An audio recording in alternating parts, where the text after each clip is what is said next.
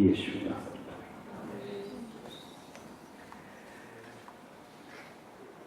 വൈവിധ്യമാർന്ന ദൈവപ്രവർത്തികളുടെ പ്രസംഗ പരമ്പരയിലേക്ക് പിന്നെ ഞാൻ നിങ്ങളെ സ്വാഗതം ചെയ്യുക. എടുക്കാം യോഹന്നാന്റെ സുവിശേഷം 20-ാം അധ്യായം.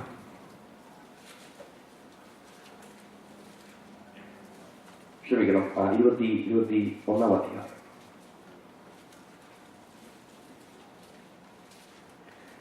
അറിയൊന്നു പോലുള്ള വാക്യങ്ങളിലേക്കാണ് ഞാൻ ശ്രദ്ധ ഞാൻ കൊണ്ടുവരുന്നു. പക്ഷേ സമയത്തിന്റെ പരിമിതിയിൽ ഞാൻ അത് വായിക്കുന്നത് ഞാൻ ഒഴിവാക്കും.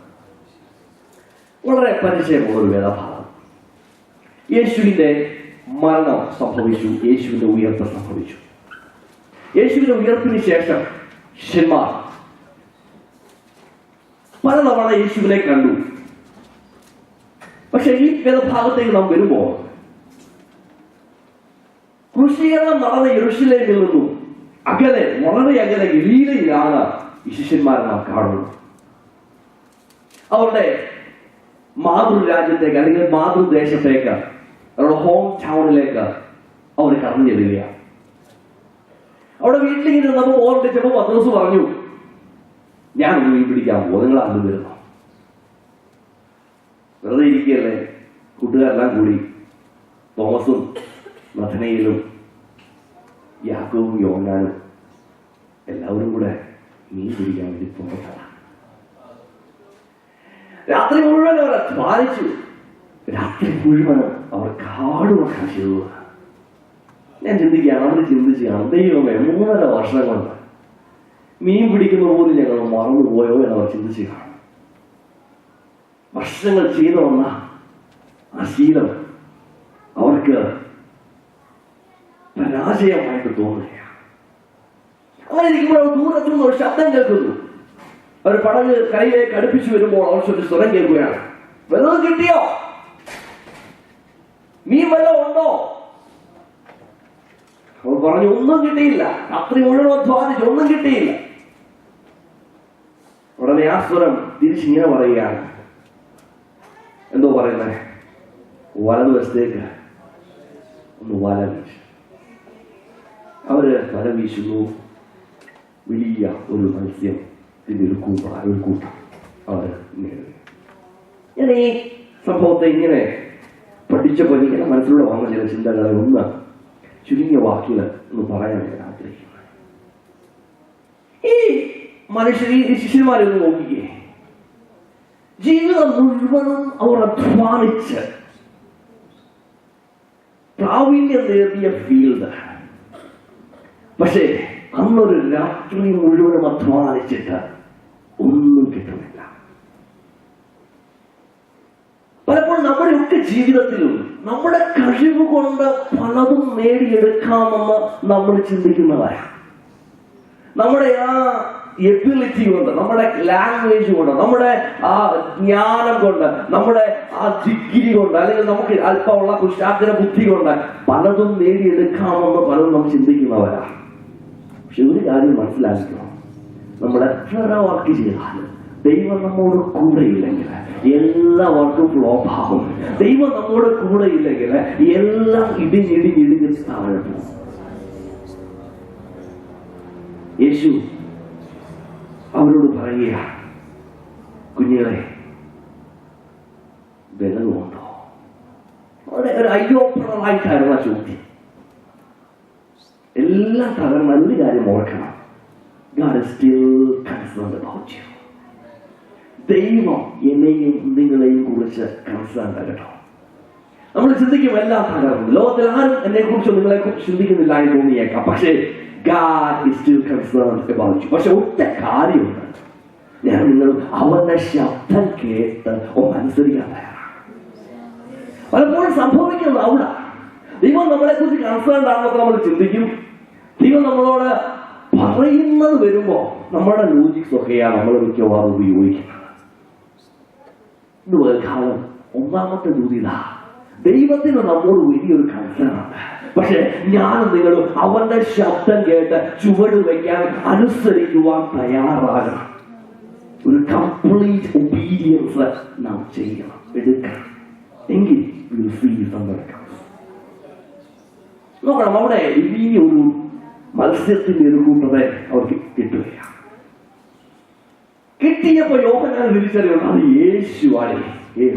അവര് വിളിച്ചു പറയാം, യേശുവാ. അവര് യേശുവിനെ കണ്ട് പത്രോസ് പ്രവർത്തിച്ചാണ് സംഭവങ്ങൾ നമുക്കറിയാം. ഒരു കരയിലേക്ക് വന്നപ്പോൾ ഞാൻ പെട്ടെന്ന് ഫാസ്റ്റിലേക്ക് പോവാം. കരയിലേക്ക് വന്നപ്പോൾ അവർക്ക് വേണ്ടി നല്ല ഒരു പ്രാതൽ തയ്യാറാക്കി വെച്ചു. ഞാനിങ്ങനെ ചിന്തിച്ചു, ആ ശിഷ്യന്മാർക്ക് ആ രാത്രി മൊത്തം അധ്വാനിച്ച ആ പ്രിയപ്പെട്ടവർക്ക് അത്യാവശ്യം വേണ്ടെന്ന് പറഞ്ഞ അല്പ ഫുഡാണ്. പണ്ട് കാലത്ത് BBS-നൊക്കെ നിങ്ങൾ പോകുമ്പോ രാവിലെ പോകും, 6 മണി 6:30 ആകുമ്പോൾ ബ്രേക്ക്ഫാസ്റ്റ് കഴിച്ച് പോകുന്നതാ. ചില സ്ഥലങ്ങളിലൊന്നും നമുക്ക് ഫുഡൊന്നും കഴിക്കാൻ പറ്റുന്നില്ല, അത് സൗകര്യങ്ങളില്ല, പിള്ളേർക്ക് കൊടുക്കുമ്പോൾ അത് കഴിക്കാനും പറ്റുന്നില്ല. അങ്ങനെ ചില ദിവസങ്ങളൊക്കെ നിങ്ങൾ ടയേർഡായി വളരെ ക്ഷീണിച്ച് നിങ്ങളിങ്ങനെ വരുമ്പോൾ ഞാൻ ഓർക്കുന്നുണ്ട്, ഞങ്ങൾ ഇടയ്ക്ക് വഴിയിലൊക്കെ നിർത്തി സവടനാരങ്ങളൊക്കെ കുടിച്ച് വളരെ ഏപ്രിൽ മാസം നല്ല ചൂടല്ലേ, അല്പ ആ സമയത്ത് അത്യാവശ്യം വേണ്ട ഒരു വെള്ളമോ അത്യാവശ്യം വേണ്ട ഒന്ന് നമ്മൾ സ്ട്രെങ്തൻ ചെയ്ത് എന്തെങ്കിലും. യേശുവിന് അറിയാമായിരുന്നു രാത്രി മുഴുവൻ അധ്വാനിച്ചവർക്ക് എന്താ ആവശ്യം. എന്നെ നിങ്ങളുടെ സ്ഥിതി എക്സാക്ട്ലി അറിയുന്ന ഒരു ദൈവത്തെയാണ് നാം സേവിക്കുന്നത്. രാത്രി മുഴുവൻ അധ്വാനിച്ച് തളർന്ന് വശരായിരിക്കുന്ന എനിക്കും നിങ്ങൾക്ക് എന്താണ് ആവശ്യമെന്ന് അവിടത്തേക്ക് അറിയാം.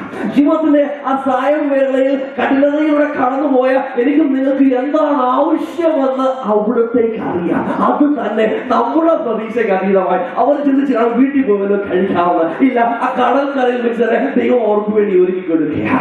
ഞാനും നിങ്ങളും ചിന്തിക്കുന്നതിൽ അതീതമായിട്ട് എന്റെയും നിങ്ങളുടെയും അടിസ്ഥാനപരമായ ആവശ്യങ്ങളെ മീറ്റ് ചെയ്യുന്ന ഒരു സർവശക്തനായ ദൈവത്തെ നാം സേവിക്കുന്നു എന്ന് നാം മറന്നു പോകരുത്.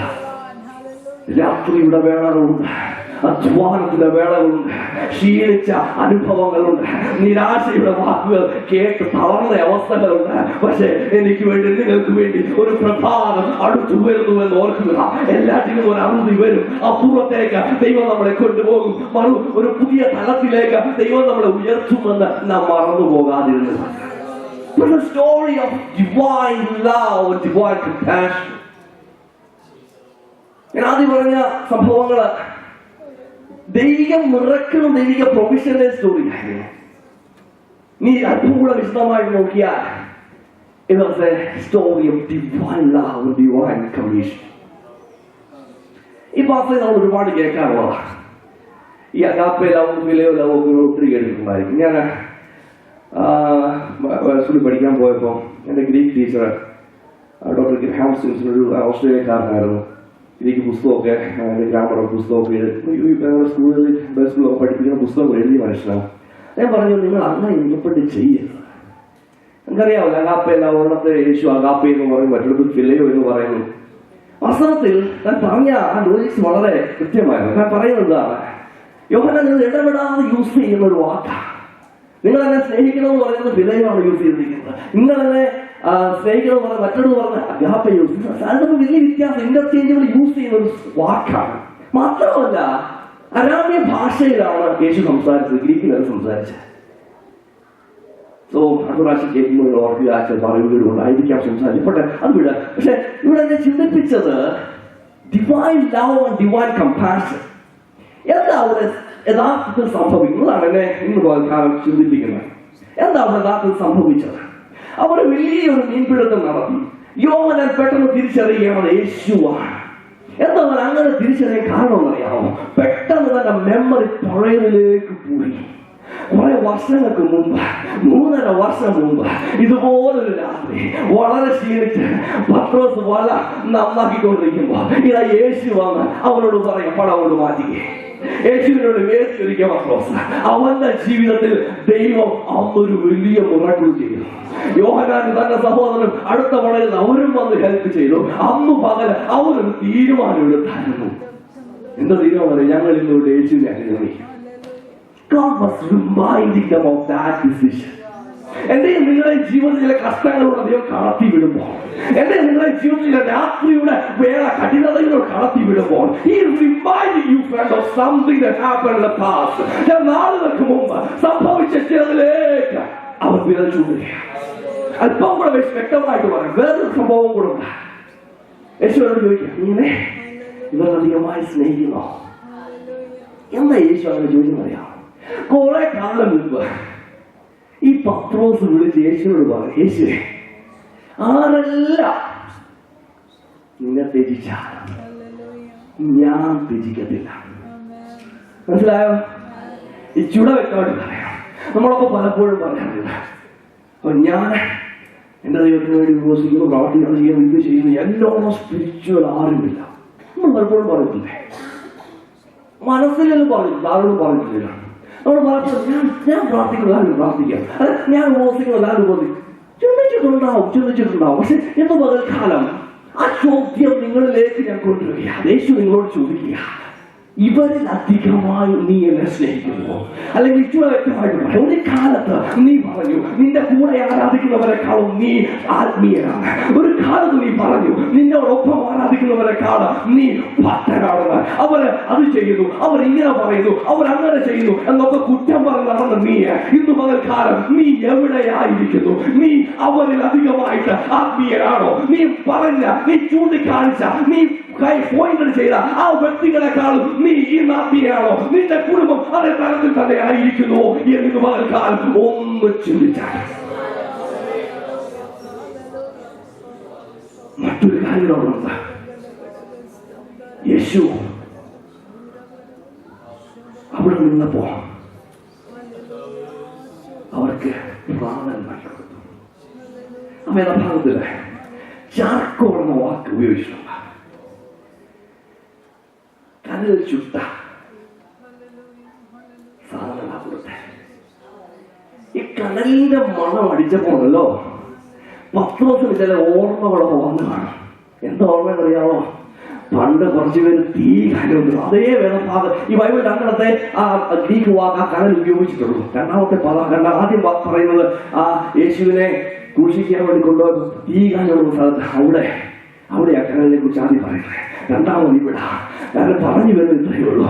പണ്ട് നീ മണത്തയ മണം എപ്പോഴറിയാവോ? യേശുവിനെ തള്ളി പറഞ്ഞ നിമിഷം നിന്റെ മൂക്കിലൂടെ കയറിയ ആ കനലിന്റെ മണം ഇന്ന് നിന്റെ മൂക്കിലൂടെ കടന്നു വരുന്നുണ്ട്. പത്രോസേ, നീ ഇവരധികമായി സ്നേഹിക്കുന്നു.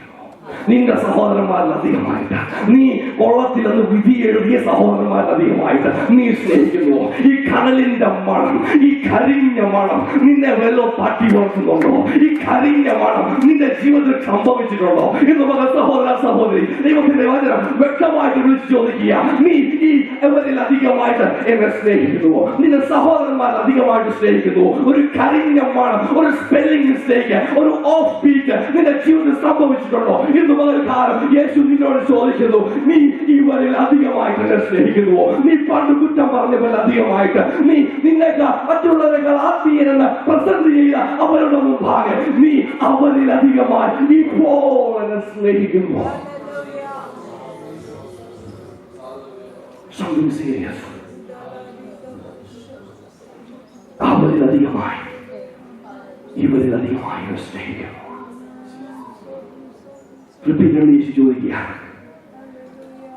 പത്രോസ് എല്ലാത്തിനും മറുപടി കൊടുക്കുന്നു. 2 പ്രാവശ്യം, 3-ാം പ്രാവശ്യം നീ അറിയുന്നെന്ന് പറഞ്ഞ് നീ എന്തിനാ 3 പ്രാവശ്യം ചോദിക്കുന്നു അറിയാവോ? 3 പ്രാവശ്യം തള്ളി പറഞ്ഞേ യേശു ആ പ്രോസസ് തന്നെ ചെയ്തുകൊണ്ടിരിക്കുക. ഈ ദൈവത്തെ സ്നേഹിക്കാനുള്ള കുറെ കുഞ്ഞുങ്ങളെയാണ് കേട്ടോ. 3 പ്രാവശ്യം തള്ളി പറഞ്ഞ് 3 പ്രാവശ്യം ഏറ്റു പറയും, ഇല്ല നീ സ്നേഹിക്കണം. നീ ഓഫ് ട്രാക്ക് പോയാൽ, നീ ട്രാക്ക് വിട്ടു പോയാൽ, ഇന്ത്യൻ റെയിൽവേയിലെ ചില ഏരിയാസ് ഉണ്ട്, ആ ട്രാക്ക് ചുമ്മാ കൂടെ ഇട്ടേക്കുന്നത് കുറച്ച് വർഷം വണ്ടി ഒന്ന് കയറ്റിയിടാൻ വേണ്ടിയുള്ള ഏരിയ, അതിനപ്പുറത്തോട്ട് ട്രാക്ക് ഇല്ല. നീ അതിനകത്തോട്ട് കയറ്റിയിട്ട നീ പുറകോട്ട് എടുക്കുക, അവിടെ പോകാൻ പറ്റത്തില്ലെന്ന്, റെയിൽവേ അവിടെ നിനക്ക് വീണ്ടും ട്രാക്ക് ഉണ്ടാക്കത്തില്ലെന്ന് ഇവിടെ വ്യക്തമായിട്ട് പറഞ്ഞ, നീ തെറ്റിപ്പോയെങ്കിൽ നീ പുറകോട്ട് വന്നേ പറ്റത്തുള്ളൂ, നീ അനുഗമിച്ചേ പറ്റത്തുള്ളൂ. അതാണ് ദൈവവചനത്തിന്റെ പ്രമാണം.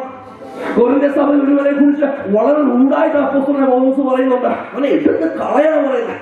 പക്ഷേ 2-ാം അധ്യായം 2-ാം ലേഖനത്തിലേക്ക് വരുമ്പോ അവന്റെ അനുഭാവം കണ്ട് പൗലോസ് പറയുക, അവനെ നിങ്ങൾ ചേർത്തുകൊള്ള. കാലം ഓർക്കണമേ, ഞാൻ നിങ്ങൾ തെറ്റിപ്പോയാൽ ദൈവത്തിന്റെ അടുക്കലേക്ക് മടങ്ങി വരുന്ന ഒരു പാതയുണ്ട്. അനുഭവിച്ച് കരച്ചിലോടെ വിധേയത്വത്തോടെ ദൈവത്തിലേക്ക് മടങ്ങി വരുന്ന ഒരു നിമിഷമുണ്ടെന്ന് ദൈവത്തിന്റെ ആത്മാവ് ഇന്ന് പകൽക്കാലം ഓർമ്മിപ്പിക്കുകയാണ്. ചോദിക്കുക, അതിനെ ഇവരിലധികമായി എന്നെ സ്നേഹിക്കുന്നു. ഓരോ പ്രാവശ്യവും പറയുന്നു, നീ ഇന്ന കാര്യം ചെയ്യാൻ, എന്റെ കുഞ്ഞാടുകളെ മേയിക്കാൻ, എന്റെ ആടുകളെ മേയിക്കാൻ, നിനക്കൊരു ദൗത്യമുണ്ടാകും. നിന്നെ ഒരു ദൗത്യത്തിന് വേണ്ടിയാണ് വിളിച്ചേ. പക്ഷെ ഇന്ന് നീ ആയിരിക്കുന്ന ഒരു കരിഞ്ഞ മണോ അനുഭവിച്ചുകൊണ്ടിരിക്കുക. ഇന്ന് പകൽ ദൈവത്തിന്റെ ആത്മാവ് വ്യക്തമായി വിളിച്ചു പറയുന്നു, ആ കരിഞ്ഞ മണത്തിൽ നിന്ന് പുറത്തു വാ, ആ കരിഞ്ഞ അവസ്ഥയിൽ നിന്ന് പുറത്തു വാ. ഒരു മടങ്ങി വരവിന്റെ ഒരു അനുതാപത്തിന്റെ പകലായി മാറട്ടെ. ദൈവത്തിന്റെ പ്രവൃത്തി അത്ഭുതകരമാണ്, അവർണ്ണനീയമാണ്. പക്ഷേ ദൈവത്തിന്റെ കമ്പാഷന്റെ മുമ്പിൽ ഒന്നുകൂടെ ഏൽപ്പിച്ചു കൊടുക്കാൻ കഴിയുമോ? ദൈവത്തിന് നിന്നെ കുറിച്ച് അതുകൂടെ ചെയ്തത് കാണുക.